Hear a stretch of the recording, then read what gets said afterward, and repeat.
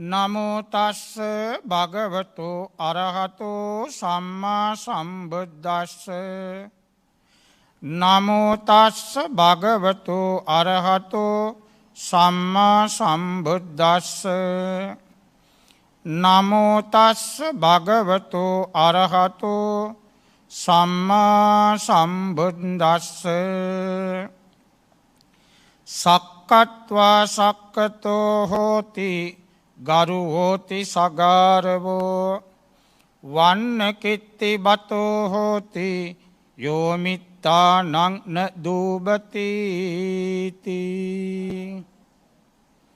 ශ්‍රද්ධාවන්ත පින්වත්නි පින්වතියනි, අද මේ දම් දෙසුමේ අරමුණ ඕස්ට්‍රේලියාවේ මෙල්බන් නුවර පදිංචි නිර්මාලා රත්නායක මා මැතිනියගේ ජන්මදිනය ඊයේ දවසටයි යෙදිලා තිබුණේ. අවුරුදු 75ක් සම්පූර්ණ ඊයට. එතුමියට සෙත්පතණ්ඩයි මේ ලංකාවේ එතුමිය ඇසුරු නිසුරු කරන කල්යාණ මිත්‍ර පිරිස එකතු භාගී වුණේ. ටික වේලාවකට කලින් මේ බණ පිළිබඳ කතා කරපු අපේ ගරු කටයුතු කැඳෑවේ සමිත ස්වාමීන් වහන්සේත් ඇවිදින් වැඩියා. උන්වහන්සේත් මට කීප විටක් දුරකථනින් මේ පිළිබඳ මතක් කළා. අපේ මේ නිර්මාලා රත්නායක මැතිනියත් දැන් ටික වේලාවකට කලින් මට කතා කළා. එතුමියත් දැන් සූදානමින් වාඩි වෙලා ධර්ම ශ්‍රවණය කරනවා ඕස්ට්‍රේලියාවේ මෙල්බන් නුවර ඉඳගෙන. බණ කියන්නේ මේ සම්බෝධියේ. කොච්චර දියුණුයිද ලෝකේ. ලෝකේ මොනතරම් දියුණුද කියතොත් මේ ලංකාවේ කොළඹ මෙතන වාඩි වෙලා කියන බණයි අර ඕස්ට්‍රේලියාවේ වාඩි වෙලා බලාගෙන ඉන්නේ. ඔන්න විද්‍යාවේ ඇති. බුදුරජාණන් වහන්සේ පින්වත්නි 45 අවුරුද්දක් බණයි කිව්වේ. උන්වහන්සේගේ චරිතය බලනකොට පේනවා වෙන කිසිම වැඩක් කරලා නැහැ. ගාක් යට ගලක් යට වාඩි වෙලා මේ මිනිසුන්ට කතා කළා. ගමින් ගමට වඩිනවා, නගරෙන් නගරයට වඩිනවා, ජනපදෙන් ජනපදයට වඩිනවා. අවුරුද්දට මාස 12යි. මේ මාස 12න් එක තැනක වෙලා ඉන්නේ මාස 3යි. වස් කාලේ. ඒ වැස්ස නිසා. ඉතිරි මාස 9ම උන්වහන්සේ සිරිත චරත භික්කවේ චාරිකං චාරිකාවි වඩිනවා. මාස 9ම කළේ එක. ඕම වඩිද්දි සමහර තැන්වල රජවරු මුණ ගැහෙනවා. තවත් සමහර තැන්වල මා සිටුවරු මැති ඇමතිවරුත් උන්වහන්සේ බලන්න එනවා. අන්‍ය ආගමික පූජකයොත් එනවා. ඔය අචේලකවරු, තාපසවරු, ජටිලවරු, සමහර විට නිරුවතින් ඉන්න නිගණ්ඨකයොත් එනවා. තවත් ඈත ගම්වලට යද්දී කුඹල්කරුවෝ, වඩු මාත්තුරු ඒ අයත් මුණ ගැහෙනවා.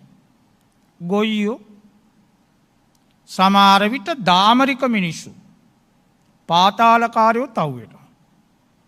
බුදු වුණා කියලා නෑ අඟුලිමාලේම මුණ ගැහුණා. බනින උනුත් ඉන්නවා. කාරලා කෙලගාපු උනුත් ඉන්නවා. පිණ්ඩපාතේ වඩිද්දි ලිඳට පිදුරු දාලා වතුරවත් දෙන්න එපා කියපු උනුත් මුණ ගැහුණා. ඒ විතරක්ද නෙමෙයි බේබද්දෝ සල්ලාලයෝ.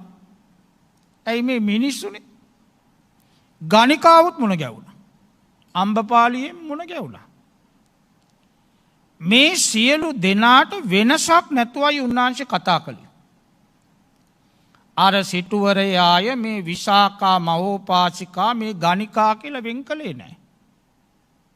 සියල්ලන්ටම උන්වහන්සේ සැලකුවේ එක විදියටයි. ඒක තමයි කල්යාණ මිත්‍රත්වයේ ලකුණ. සක්කත්වා සක්කතෝ හෝති. සත්කාර කළ යුතු අයට අපි සත්කාර කරනවා නම් ගරු කළ යුතු අයට ගරු කරනවා නම් ඒ අයගේ වර්ණය කීර්තිය පැතිරෙනවා. ඒ අය බැබලෙනවා. කොතන ගියත් නෑ ඒ අයට වරදින්නේ. සෑම කෙනෙකුටම බෑ සභාව මැද්දට යන්න. සමහරුන්ව මයික් එකෙන් අඬ ගැව්වත් එන්නේ නෑ පැනලා යනවා. වාඩි වුණත් වාඩි වෙන්නේ කොනක දොර ළඟ. ඉදිරියට එන්න බෑ. ඉදිරියට ඇවිදින් පුටුවක වාඩි වෙන්න බෑ. ඒමයි ඉන්නවා. කවුරුත් එපා කියනවා නෙමෙයි. ඒකට තත්ත්වයක් තියෙන්න ඕන. දැන් බලන්න ලක්ෂ ගණන් කෝටි ගණන් වියදම් කරලා ධර්මශාලා හදනවා. ලංකාවේ මා විශාල ධර්මශාලා තියෙනවා. ධර්මශාලාව ඇදුවේ මොකද වාඩි වෙලා ධර්ම ශ්‍රවණය කරන්නයි. අච්චර ලොකු ධර්මශාලාව ඇතුළට ඇවිල්ලා වාඩි වෙලා ධර්ම ශ්‍රවණය කරන්න බැරි වුණුත් ඉන්නවා. උන් ඉන්නෙම ගන්ටාරේ ළඟ කොයරි ගාක් යට ගේට්ටුව ළඟ ඇතුළට එන්න බෑ. ධර්මශාලාවක වාඩි වෙන්නත් පින තියෙන්න ඕන. මේවා කාටවත් දොස් කියනව නෙමෙයි බෑ කරන්න. දැන් සමහරු සභාවකට ඇවිදින් පොඩ්ඩක් රවුම ගාලා ඉක්මනින් පනිනවා. ඉන්නේ නෑ. පොඩ්ඩක් වටපිට බලනවා මෙතන මට ගැලපෙන්නේ නෑ කියලා යනවා යන්න. ඇයි තමන්ගේ සිත අසත්පුරුෂයි. ප්‍රිය නෑ මනාප නෑ අනික් අය. අග්ගී යතා පජ්ජලති දේවතාව විරෝචති. සභාව මැද්දට එද්දි ගින්දර වාගේ පේනවනම් කවුරු හිටියත් එයාව කැපිලා පේනවනම් මොන සේනාව හිටියත් දකින අය ළඟට අවුදින් ආයිබෝවන් කියලා කතා කරනවනම් එයාව දෙයියෙක් වාගේ පේනවනම් එයාගේ සිත තුළ තියෙන්නේ මොකද සද්ධර්ම. එයා සත්පුරුෂයෙක්. සත්පුරුෂයෙකුගේ ලක්ෂණය තමයි කියන දේ කරනවා කරන දේ කියනවා. ආයි එළියට එකක් ඇතුලේ එකක් නෙමෙයි. දෙබිඩි චරිතයක් නෙමෙයි. අවංකයි. විශ්වාසවන්තයි. කියන්න එපාය කියලා යමක් කිව්වොත් කවරදාකවත් ඒක කියන්නේ නැහැ. අද බලන්න. කියන්න එපා බං කියලා කිව්වොත් කියනකම් උන්ට නිින්ද යන්නේ නැහැ. සමහරු රෑ දෙකට නැගිටලා ඒවා කියනවා මේ අද වෙච්ච දේවා දන්නවද? ඔයාට අරයා මේම කිව්වා. අසත්පුරුෂ ලක්ෂණ. සත්පුරුෂයෙක් වුණාම තමයි ධර්මයේ වැටෙන්නේ. මොකද මේ ධර්මයේ දේශනා කළේ සත්පුරුෂයෙක්. අනුන්ගේ දුක දැකලා උණු වෙච්ච අදවතක් තිබිච්ච කෙනෙක්. ඒ නිසා දකින අයගේ සිත් ගත්තා. ඕනෑම කෙනෙක් බුදු පාමුල වැඳ වැටුණා. අපේ අටුවාවල විස්තර කරනවා කේල් ගස් මුලින් කැපුවා වාගේ.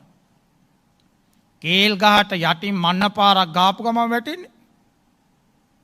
ඒ වාගේ බුදු පාමුල දන ගන්නවා. ඇද වැටෙනවා. සත්පුරුෂයා මොන වගේද කියනවා නම් උදේ පාන්දර සූර්යයා එන්න කලින් සූර්යයා උදා වෙන්න කලින් පෙර නිමිත්තක් තමයි අරුණෝදය. අරුණෝදේ ලාදා දම්පාටට එනකොටයි සූර්යයා උඩට එන්නේ. අරුණෝදයෙන් අපි දැනගන්නවා තව ටික වේලාවකින් සූර්යයා උඩට එනවා. නිවන් කරා යන්න කෙනෙකුට සත්පුරුෂයෙක් තමයි මේ අරුණෝදය වගේ තමයි සත්පුරුෂයා. ඒ නිසා බුදුවරු අපෙන් බලාපොරොත්තු වුණේ සත්පුරුෂයෙක් වෙන්න. සත්පුරුෂයාටයි ලෝකෙ සලකන්න. අසත්පුරුෂ වෙන්න එපා. අසත්පුරුෂයාගේ ලක්ෂණය නම් අනුන්ට වරදිනකම් බලාගෙන ඉන්න. අනුන්ගේ ඕපාදූප සොයන ලක්ෂණය තියෙන අසත්පුරුෂයාගේ. සත්පුරුෂයා මොකද කරන්නේ? වැරදි සංගවනවා. පිරිස මැද්දේ කතා කරන්න දෙන්නේ නැහැ.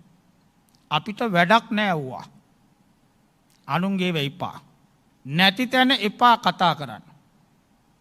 ඔන්න නැති තැන කතා කරන්න එපා. ඉන්න තැනකයි කතා කළ යුත්ත. ඒ නිසා මේ සූත්‍ර දේශනාවලින් අපිට පේන දේ තමයි එක පාරට චතුරාර්ය සත්‍යය කියලා නෑ. මේ සූත්‍ර දෙසුම් බෝ ගත්තම එක විටම දුක්ඛය සමුදය නිරෝධ මග්ග ගැන කතාවක් නෑ. උන්වහන්සේ පෙන්නන්නේ කතන්දරයක්. ඒ අනුසාරයෙන් පින තියෙන අයටයි මේක අවබෝධ වෙන්නේ. පින තියෙන්න ඕන. එක පදයක් ඇති පින තියෙන කෙනා තේරුම් ගන්නවා.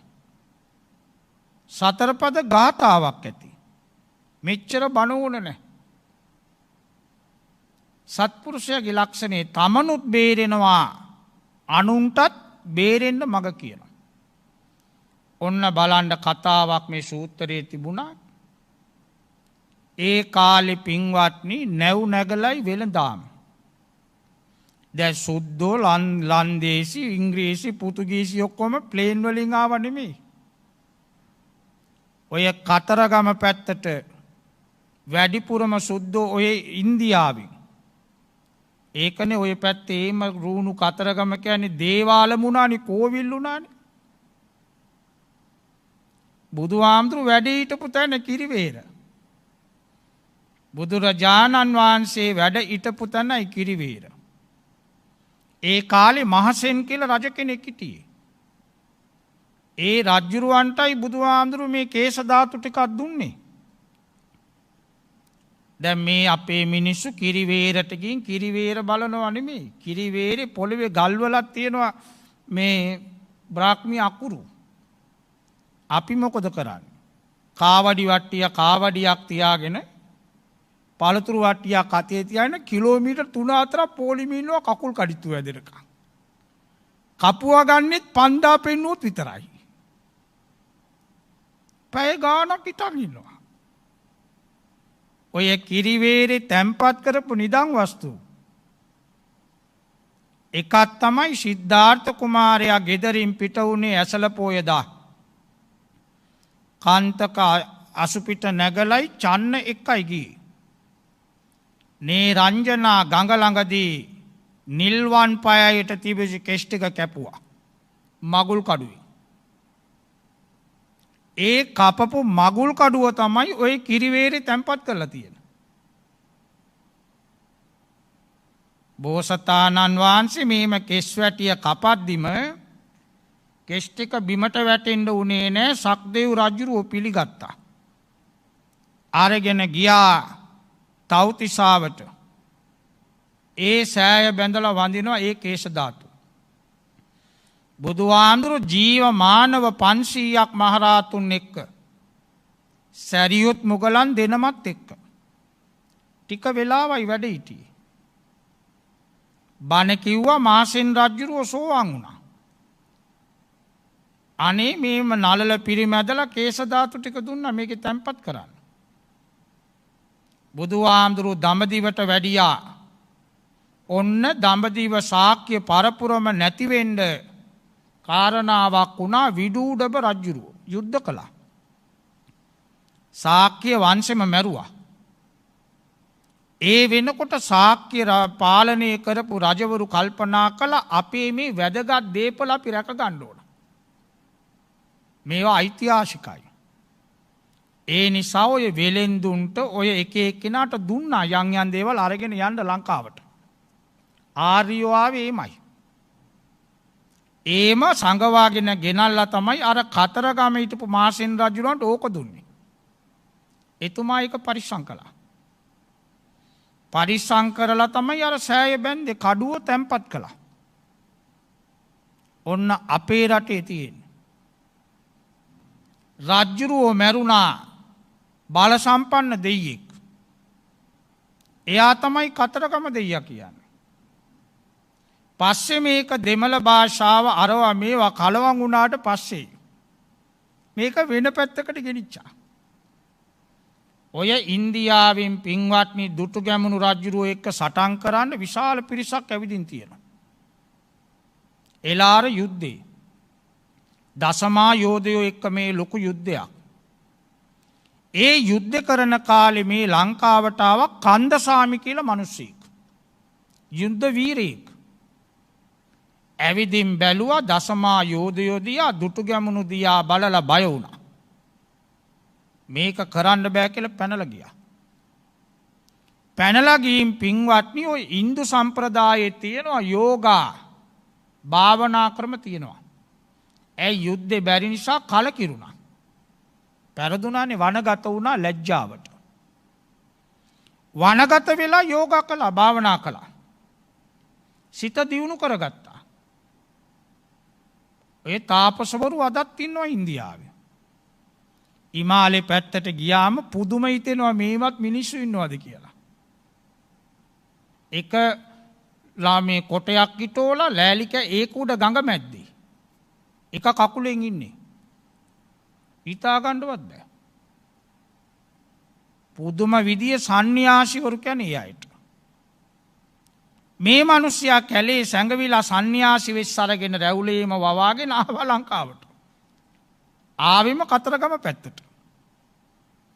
බොහොම සරුසාර පළාතක්. එයාව යාගෙන ආවා එයාගේ අයියා. මුත්තුලිංගම් කියන යාට. එතකොටත් මේ සන්න්‍යාසි කන්දසාමිට ගෑනු දෙන්නෙක් හිටියා. ඒ දෙන්නත් ආවා.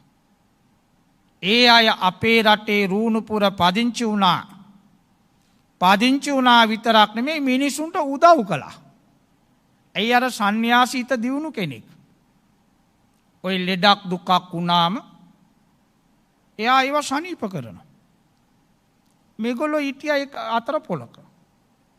ඒගොල්ලෝ මලා ඔන්න අර කන්දසාමි ඉස්කන්ධ වුණා කතරගම දෙයියා වුණා මුත්තුලිංගම් ඝන දෙයියා වුණා අයියා. අර දෙන්න වල්ලි අම්මයි දේවානී දේවාල වුණා. මොන ආගම වේවා ජාතිය වේවා අනුන්ට උදව් උපකාර කරනවා නම් ඒ අය දේවත්වයට පත්වෙනවා කියන්නේ ඕකයි. දැන් මේ රටේ ওই 33 කෝටියක් ගැන කියන්නේ. අවිශ්වාවෙල්ල පාරේ යනකොට රංවල දේවාලි. ඒ මිනිහෙක් ගඟේ ගාගෙන ගිය මිනිස්සුන්ව ගොඩ ගත්තා. එතන දැන් යන්නේ එනකොට පඳුරු දානවා වදිනවා. මාසෙන් රජ්ජුරුවෝ වැවක් ඇදුවා මින්නේරියේ. එයා දෙයියෙක් දැන් උත්සව පවත්වනවා. ඔබ සත්පුරුෂයෙක් නම් මලාට පස්සෙත් මකණ්ඩ බෑ නම. මකණ්ඩ බෑ. ඒකයි ඔය සත්පුරුෂ භූමිය ගැන ඔච්චර බුදුවරු කතා කළේ. සත්පුරුෂ භූමියක වාසය කරන්න ඕන. අසත්පුරුෂකම් කියන්නේ සංසාරේ දුකටයි ගෙනියන්නේ. ඒකයි පැරැන්නෝ කිව්වේ කළ කළ දේ ඵල දේ. අපි අසත්පුරුෂකම් කරනකොට ඒව අපිට ඵල විපාක දෙනවා. එම නිසයි පින්වත්නි සත් ධර්මය කියනකොට මෙන්න මේ නැව් නැගලා සමාරු මේ සූත්‍රයේ කියන්නේ වෙලෙන්දු. වැඩිපුර ඔය කතරගම පැත්තට ආවේ මූදු වෙරළේ මුතු තිබුණා. ගඟේ මැණික් තිබුණා. ඒකනේ ඔය ගඟට මැණික් ගඟ කියන්නේ. සරුසාර පළාතක්. නැව්වල යන ගමන ලේසි නෑ. දැන් ඊයේ වෙනකම්ම සුවැස්සැල්ලේ නැවක් අරස් අතට වෙලා තිබුණේ. ඒත් ව්‍යාපාර කොච්චරද කන්ටේනර් පෙට්ටි කිලෝ කොච්චරද? දැන් මේ පොල් තෙල් ගෙනල්ලා තියෙන්නේ ලීටර් 5 ලක්ෂ ගාණක් මූදෙනේ ගෙනාවේ.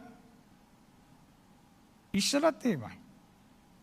දැන් අර ගුත්තිල කාව්‍යෙම කියද්දි උදේනිපුර සිට කරත්ත 500ක් ආවා කියන්නේ මිනිස්සු පිළිගන්නේ කරත්ත 500ක්. අවස යන්නකෝ අර උරුගොඩ වත්තට. මං ගන්න දවසක් තිබුණා පාරේ කන්ටේනර් පෙට්ටි 83ක්. එක කන්ටේනර් එකක් ඇතුළට කරත්ත කීයක බඩු දාන්න පුළුවන්ද? ඔය එන්නේ 500ක් කියන්නේ මොකක්ද? ඒ මා පුදුම ව්‍යාපාර. මා සල්ලිකාරු. මෙන්න මේ නැවටත් නැග්ගා 800 දෙනෙක්. 800ක් වෙළඳාමියක්. කණ්ඩ බොණ්ඩ ඕන කරනේවා බේජ්ජාති මේ ඔක්කොම පුරෝගෙන මේවා විකුණලා අරවා ගමුයි කියලා කතිකා කරගෙන මේ ඔක්කොම කණ්ඩායම් 8ක් 100. දවස් 8ක් 9ක් 10ක් මා මූද මැද්දේ යද්දි පින්වත්නි නැව කුණාටුවකට අසුණා ගලක වැදුණා. ඔය සාගරයේ ඇතුලේ මා විශාල ගල් තියෙනවා. ගලකටයි වැදුනේ. මා මූද මැද්දේ. ගලකට වැදිලා ටිකක් සිදුරු වුණා. වතුර එන්න පටන් ගත්ත ඇතුළට. මොන ක්‍රමයකින්වත් බෑ මේක වහගන්න. ඇයි බඩුත් වැඩි බරත් වැඩි. බඩු මූදට දාන්නත් බෑ. දැන් තමයි ඔන්න දෙයියෝ බුදුන් මතක් වෙන වෙලාව. දැන් බලන්න කොරෝනා කාලේනේ හැම එකාටම රතන සූත්‍රය මතක් වුණේ. පැය 24ම යානීද භූතානි. බෝධි ළඟයි පන්සල් ළඟයි හෝටල් හැම තැන ගෙවල් වලයි. ඇයි කොරෝනා බං? එතකොට තමයි මතක් වෙන්නේ. සමහරුන්ට දෙයියෝ බුදුන් දේවාල මතක් වෙන්නේ නාකි වුණාම. ඇයි ගෙදරුන්ට එපා වෙලා මල කරදරයයි කියන මුන් පන්සලේ. තවත් සමහරුන්ට පන්සල් දේවාල කෝවිල් මතක් වෙන්නේ ලෙඩ වුණාම. පිළිකාවක් එමාවොත් අටපිරිකර පූජාද බෝධි පූජා දවස් 21ක්. ඇයි ලෙඩින්? ඊළඟට ඔයා මතක් වෙන්නේ බංකොලොත් වුණාම ව්‍යාපාර. ව්‍යාපාරේ බංකොලොත් වුණොත් වෙන සරණක් නැහැ කියලා ඔන්න යනවා කේන්දරකාරයා කියනවා බෝධි පූජා කරපන්. බෝධි පූජා. මේ නැවේ හිටපු අයටත් දැන් දෙයියෝ බුදුන් මතක් වුණා. එක එක ආගම්කාරයෝ ඉන්නවා. ඒ අය තම තමන්ගේ ආගම් කියනවා. එකම එක මිනිහෙක් විතර පැත්තක වාඩි වෙලා උඩ බලාගෙන කිසි කලබලයක් නැහැ. අනිත් අය ඒට දුවනවා මේට දුවනවා කලබලයි. මෙයා කිසි කලබලයක් නැහැ. කොනක වාඩි වෙලා බොහොම සංසුන්ව ඉන්නවා. අර ඔක්කොමල්ලා මෙයා දිහා බලනවා. බලපංකෝ නැවට වතුර ගානවා. මේ මිනිහා වාඩි වෙලා ඉන්නේ ඇටි. කේන්ති යනවනේ. ළඟට ගිහින් ඇහුවා මේ ඔයාට කිසි බයක් නැද්ද? මොනවා කරන්න දැන් මේකේ වතුර පිරෙනවා මං කලබල වුණා කියලා වතුර පිරෙන එක අඩු වෙන්නේ නැහැ. දැන් ඉතින් වෙන දෙයක් වෙච්චාවේ මම නැවට නගින්න කලින් තිසරණ සරණ ගිහිල්ලා යාවේ. මං ඒක මතක් කර කර ඉන්නවකෝ වෙන දෙයක් වෙච්චාවේ. මම නැවට වෙළඳාමට යන්න කලින් පන්සලට ගින් දම් පොඩ්ඩක් දීලා තිසරණය සමාදන් වෙලයි මම මේ කටයුත්තට ආවේ. ඒ නිසා මට දැන් තිසරණේ සරණ මිසක වෙන සරණක් නැහැ. වෙන දෙයකට මුහුණ දෙනවා. ඊළඟට අර පිරිසත් කල්පනා කළා. විමසුවා අනේ ඔය තිසරණේ බැරිද අපිට සමාදන් වෙන්න? පුළුවන්. දැන් ඔක්කොම අල්ලට එන්න බෑ 800ක් නේ. 100 ආවම මෙයා ළඟට. පළවෙනි 100 ආවම මෙයා පුටුවේ අර බංකුවේ වාඩි වෙලාම බුද්ධං සරණං ගච්ඡාමි ධම්මං සරණං ගච්ඡාමි සංඝං සරණං ගච්ඡාමි. ඔන්න එච්චරයි.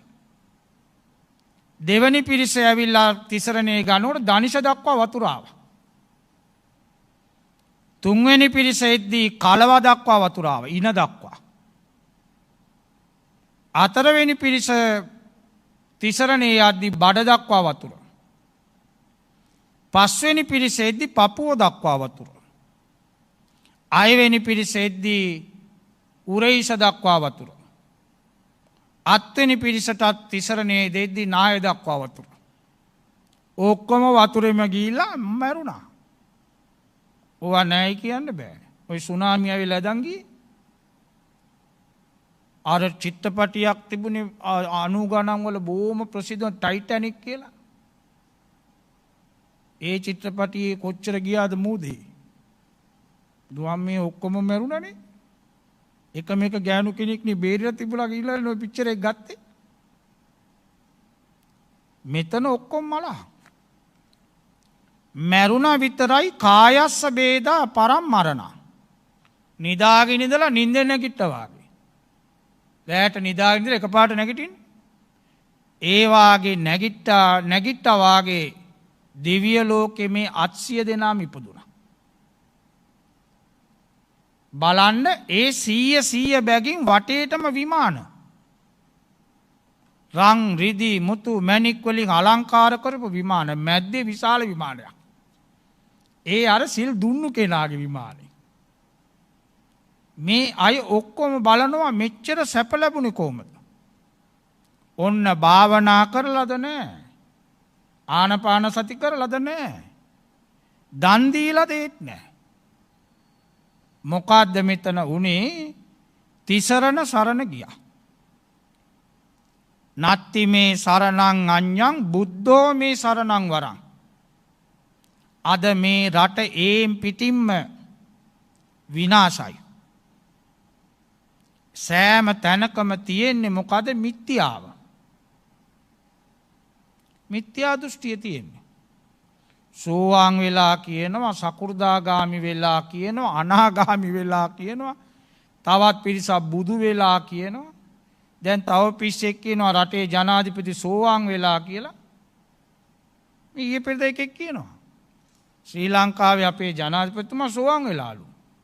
සක්කාය දිට්ඨි විචිකිච්ඡා සීලබ්බත පරාමාස සංයෝජන. ඌ දන්නවද දන්නේ මොකද්ද කියලා? ඒව ඔක්කොම නෑලු ජනාධිපතිට. මේ ටීවී මේ ෆේස්බුක් එකේ මට මාත්‍යෙත් පෙන්වන්නේ මේ බලන්නකෝ. ඒ මිනිස්සයා කියනවා.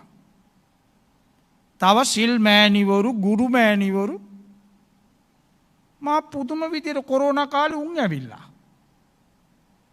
කොරෝනා කාලේ ඉතිරි වුණේ ওই ගුරු මෑණිවරු ගෑනු ටික ඔක්කොම දැන් නටන්න පටන් අරන්. වෙන කිසිදු ආගමක නැහැ. වෙන ආගම් වල නැහැ. ඇයි? ඒ ආගම් වල නායකයෝ, ඒ ආගම් වල ශ්‍රාවකයෝ දන්නවා අපිට අපේ දෙයියා විතරයි. වෙන අය අපිට එපා. අපිට අපේ දෙයියා. අපිට බුදුහාමුදුරු නෙමෙයිනේ.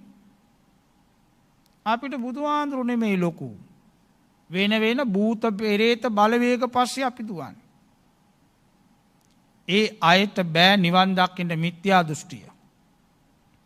බුද්ධ ආගමය කියලා කියන්නේ මොකද්ද? සම්මා දිට්ඨි. අංක 1. සම්මා දිට්ඨිය කියන්නේ හොඳ දැක්මක් තියෙනෝනේ, දර්ශනයක්. හොඳට බලන්න ඕන. එහෙම නැතුව අරයා කිව්වා මෙයා කිව්වා කියලා නටන එක නෙමෙයි. හොඳ දර්ශනයක්. ඒ දර්ශනය ඇති කරගන්න නම් කල්යාණ මිත්‍රයෙක් ඉන්න ඕන. දන්නේ නැති දේ දැනගන්න. සාකච්ඡා කරන්න ඕන, වාද කරන්න ඕන, මේ ගාගන්න නෙමෙයි. දැන් අපරිහානීය ධර්මවල කියන්නේ වාද විවාද කරලා ඉවර වෙච්ච ගමන් අතට අත දීලා සමගියෙන් යන්න ඕන. එළියට ගිහලත් වරෙන් තොට දෙන්නම් කියගෙන ඉන්න එක නෙමෙයි. ඒම නෙමෙයි. වාද කරන්න ඕන. ගෙදර වුණත් හොඳට වාදයක් කරන්න ඕන. තමන්ගේ මතය ඉදිරිපත් කරන්න ඕන. ඒක වාදේ ඉවර වෙච්ච ගමන් ඒක එතන ඉවර කරන්න. ඒකම අල්ලගෙන මාස ගණන් ගියොත් ඒක මෝඩකමක්. සත්පුරුෂයෙක් ඇසුරු කළාම තර්ක කරන්න පුළුවන්. ඔයා කියන්නේ කොහොමද මේක මේමයි අරමයි කියලා? ඔන්න ධර්මය අවබෝධ කරගන්න එකක්. සමගියෙන් විසිරලා යන්නත් ඕන. ඒකම අල්ලගෙන වෛර කර කර මාපාරේ ගහගත්තොත් ඔය ආගම් සටන් තිබුණේ ඕන තරම්. ඕන තරම් තිබුණා. මේ රටෙත් සිද්ධ වෙලා තියෙනවා. ඒ නිසා අපි මොන පින්කම කළත් ඉස්සර පුරුදු වෙලා තිබුණා අත් දෙක නළලේ තියාගෙන පතන්ඩ ඉමිනා පුඤ්ඤ කම්මේන මාමේ බාල සමාගමු. සතන් සමාගමෝ සතන් කියලා කියන්නේ සත්පුරුෂ ඇසුර.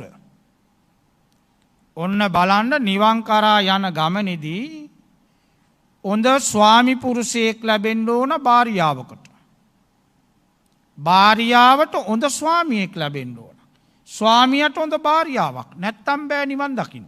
ගෙදර හැමදාම ගාගත්තොත් නෝනයි මිනිහයි දෙන්නම කසිප්පු ගගා හිටියොත් දෙන්න මංකොල්ල කකා හිටියොත් කොහොමද නිවන් කියන්නේ? අන්න කල්යාණ මිත්‍රයෝ දෙන්නෙක් එකතු වෙන්න ඕන. සිද්ධාර්ථ කුමාරයාට ලැබිච්ච ලොකුම සම්පත තමයි යශෝදරා. යශෝදරාට ලැබිච්ච ලොකුම සම්පත තමයි සිද්ධාර්ථ. එක තමයි යාවේ කල්යාණ මිත්‍රයෝ. අන්න එබඳු දෙන්නෙකුට හොඳ ළමයි ලැබෙන්න ඕන.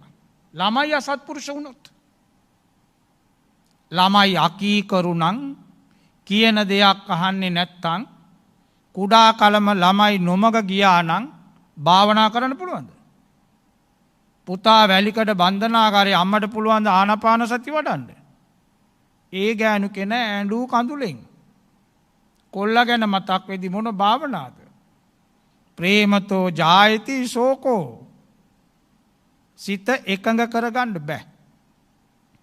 දරුවන්ට කල්යාණ මිත්‍ර ගුණ ඇති දෙමව්පියෝ ඉපදිච්ච ගමන් විශික් කරන අම්මා ලැබුණොත් දැන් ඉගෙන ගන්න ආසයි කොල්ලා අම්මා ඉස්කෝලේ යන්න දෙන්නේ නැහැ. කිලෝමීටර් 8ක් තියෙනවලු ඉස්කෝලේට යන්න. පයින් යන්නවත් අම්මා දෙන්නේ නැහැ. ඒ වාගේ අසත්පුරුෂ අම්මා ලැබුණොත් අසත්පුරුෂ තාත්තා ලැබුණොත් මොන නිවන්ද? අඳුරටයි වැටෙන්නේ. පලිගණ්ඩ යනවා. ඊළඟට දෙමව්පියෝ හොඳ නැතුව ළමයි බෝසත් වෙලා වැඩකුත් නැහැ. ළමයි බෝසත් අසත්පුරුෂ වෙලා දෙමව්පියෝ බෝසත් වෙලා වැඩකුත් නැහැ. හොඳ පවුලක්. සියල්ලෝ ළඟම සත්ගුණ තියෙන්න ඕන. මම වැරදි කරන්නෙත් නැහැ. අනිත් අයව වරදට යොමු කරන්නෙත් නැහැ. මමත් වරදින් මිදෙනවා. අන්න අයවත් වරදෙන් මුදව ගන්නවා. මම මට සම්පතක් වෙනවා අත්ත සම්පත්ති. මම අනුන්ට සම්පතක් වෙනවා පර සම්පත්ති. මම මට විපතක් වෙන්නේ නෑ අත්ත විපත්ති. මන් නිසා තව කෙනෙකුට විපතක් වෙන්න මං වැඩ කරන්නේ නෑ පර විපත්ති. ඔන්න එතනයි සනසුම තියෙන. එබඳු කෙනාගේ තමයි සිත භාවනාවකට වාඩි වෙච්ච ගමන්ම එකඟ වෙන්නේ. ඔය සම්මා සති කියන්නේ ඕකට. සම්මා සතිය කියලා කියන්නේ ඒකට. සතර සතිපට්ඨාන. සෑම වැඩකම සිත අරියට පිහිටව ගන්න ඕන. විසිරිච්ච සිතකට බෑ මොකක්වත් කරන්න. අද අපි කාගෙත් සිත විසිරිලා. මොන වගේද කියනවා නම් අලු ගොඩකට ගලක් ගැව්වා වගේ. ඔක්කොම විසිරිලා තියෙන. එක අරමුණක සිත තියාගන්න එක. කායේ කායානුපස්සේ විහෙරති. කය දිහා බලන අරමුණ. වේදනානුපස්සේ විහෙරති. වේදනාව බලන එක. චිත්තේ චිත්තානුපස්සේ විහෙරති. සිත බලන එක. ධම්මේසු ධම්මානුපස්සී විහෙරති. ධර්මයේ බලන එක. මේවා කල්යාණ මිත්‍රයන්ටයි පුළුවන්. අසත්පුරුෂයන්ට මේක තේරුම් ගන්න බෑ. ඒකයි වදාලේ පඤ්ඤාවන්තස්සායන් ධම්මෝ. නුවණ ඇති කෙනෙකුටයි මේ ධර්මය. ඔන්න කල්යාණ මිත්‍රයා Tamanට ලැබිච්ච ධර්මයේ ලෝභ නැතුව පෙන්නනවා. ඒකටයි කියන්නේ ඒහි පස්සිකෝ. ඇවිත් බලන්න. දැන් අතේ මොකක්වත් නැහැ. නිකන් අත මිටි කරගෙන කාට හරි පෙන්නු මේ මගේ අතේ මණිකක් තියෙනවා කියලා බොරුනේ. බැලුවත් මොකක්වත් නැහැ. මොකක්වත් නැහැ ඒක බොරුවක්. බල්ලෙක් හරි බලලෙක් හරි ජරා කරලා මේ ඉන්නකො බල්ලෙක් ජරා කරලා බලන්න කියලා පෙන්වන්න වටිනවද ඕක? ඒක කුණු ටික පස් ටිකක් දාලා වාලා දාන්න ඕන. ඒවා පෙන්වන්න සුදුසු නැති ඒවා. නමුත් කල්යාණ මිත්‍ර ධර්මය පෙන්නත හැකි. මෙන්න මේක තමයි මාර්ගය. මෙන්න මේ මාර්ගයේ ගියොත් තමයි මේ නිවන ලැබෙන්නේ. ඒකට කළ යුතු වැඩ මේවයි, නොකළ යුතු වැඩ මේවයි. මෙන්න මේ වැඩ කළොත් ඔබට සැප විඳින්න පුළුවන්. ඔයකට හොඳම නිදසුන පෙන්වන්නේ අටුවාවේ සැරියුත් මුගලන් දෙන්න. උපතිස්සට අස්සජි හාමුදුරු ලැබුණා. ගාථාවේ පේලි දෙකක් කියද්දි සෝවන් වුණා. දුවගෙන ආවේ කොයාටද? අම්මා තාත්තා බලන්න නෙමෙයි. තමන්ගේ උදම යාළුවා කෝලිත. එයත් දැක්ක මෙයාගේ මූණේ ලස්සනක් තියෙනවා. ධර්මේ ලැබුණ දොව් ලැබුණා. මොකද්ද? ගාථාවේ පේලි අතරම කිව්වා. පේලි අතර කියලා ඉවර වෙද්දී එතුමා සෝවන් වුණා. ඔය දෙන්න තමයි සාරිපුත්ත මොග්ගල්ලාන. ඔන්න යාළුකමට ලැබිච්ච දේ. සත්පුරුෂ සමාගම පැතිය යුතු දෙයක්. නිකන් ලැබෙන්නේ නැහැ. ප්‍රාර්ථනා කරලා ලබා ගත යුතු දෙයක්. සෑමදාම නින්දට යන්න කලින් පතන්න ඕන. මේ නිවන දකින්න, මේ සසර දුකින් එතර වෙන්න, මේ ජාති ජරා මරණ ව්‍යාධි ශෝක පරිදේව දුක්ඛ දෝමනස්ස 1500ක් තරම් කෙලෙස් මේ සංසාරේ ඉපදී මෙරි මෙරි අඬා ආපු ගමන දැනුත් මේ ආත්මෙදි සැනසෙල්ලක් තියනවද? නැහැනේ. නැගිට වෙලේ ඉඳලා මොකද්ද මේ වෙන්නේ? එක පැත්තකින් ගස් ටික කපාගෙන කාන්තාර වෙනවා. ඒවා දකිද්දී ඇත්තට රිදෙනවා. ඇයි මේ මගේ රට? මොනවා දැම්මත් පැලවෙන රට.